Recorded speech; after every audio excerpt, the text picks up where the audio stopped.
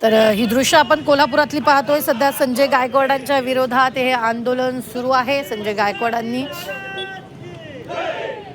प्रकाशकांना अर्वाच्य भाषेत शिवीगाळ केली आणि त्यानंतर संजय गायकवाडांच्या विरोधातलं हे आंदोलन सुरू असल्याचं आपल्याला पाहायला मिळतंय।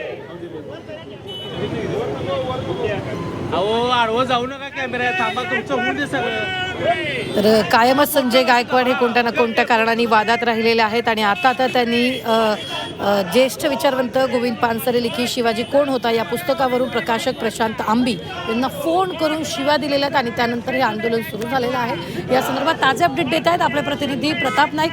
प्रताप, काय नेमकं सुरू आहे तिथं? आपण पाहतो की कोल्हापुरातल्या शिवाजी चौकामध्ये कोल्हापुरातील शिवप्रेमी असतील किंवा पानसरे विचाराचे लोक जे आहेत, इंडिया आघाडीतील लोक या ठिकाणी येऊन आंदोलन करतायत। एकूणच आपण पाहतो की शिवसेना आमदार संजय गायकवाड यांनी प्रशांत आंबी जे प्रकाशक आहेत शिवाजी कोण होता हे पुस्तकाचे, त्यांना धमकी दिलेली आहे, जीवे मारण्याची धमकी दिलेली आहे, अश्लील भाषेत त्यांच्याबरोबर संभाषण केलेलं आहे। त्याच्या विरोधात या ठिकाणी आपण पाहतो की कोल्हापुरी चप्पल आणून या ठिकाणी आंदोलन केलेलं आहे। एकूणच आपण पाहतो की संतापजनक अशा प्रतिक्रिया पाहायला मिळतात, कारण आपण पाहतो की काही वेळेपूर्वीच प्रशांत आंबी यांनी रीतसर पोलिसात तक्रार दिलेली आहे आणि संजय गायकवाड यांच्यावर आमदार जे आहेत त्यांच्यावर गुन्हा दाखल करावा अशा प्रकारची मागणी केलेली आहे।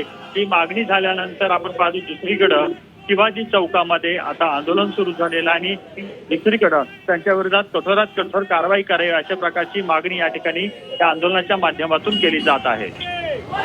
निश्चितच प्रताप, काय नेमकी घोषणाबाजी सध्या तिथे केली जाते? एकूणच आपण पाहतो की संजय गायकवाड यांनी ज्या पद्धतीनं वक्तव्य केलेलं आहे, छत्रपती शिवाजी महाराजांचा देखील आवाहन केलेलं आहे आणि त्याचबरोबर दिवंगत विचारवंत गोविंदराव पानसरे यांच्या संदर्भात देखील अपशब्द वापरलेले आहेत। त्या सर्वांचाच निषेध म्हणून या ठिकाणी आंदोलन केले जात आहे आणि संजय गायकवाड जे आमदार आहेत त्यांच्या विरोधात या ठिकाणी निदर्शन केली जातात। एकूणच आपण पाहतो की जोपर्यंत कारवाई होत नाही तोपर्यंत आम्ही या ठिकाणी आंदोलन करणार अशा प्रकारची भूमिका आहे। एकूणच आपण पाहतो की राजारामपुरी पोलिसांनी गुन्हा नोंदवल्यानंतर तपासून पाहू असं सांगून या ठिकाणी आपण पाहतो की ते तक्रारदाराला सांगितलं, नंतर आम्ही तपासून पाहू।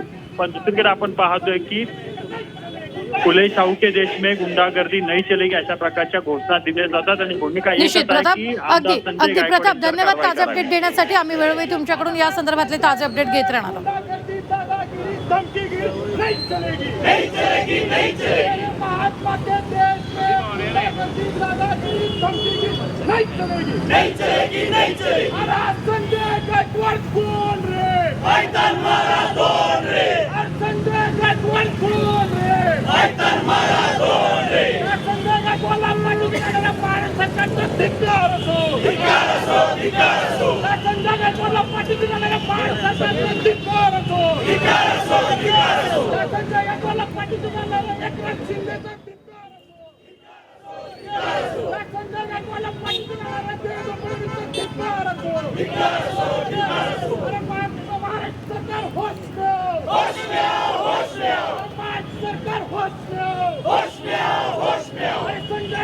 आहोत।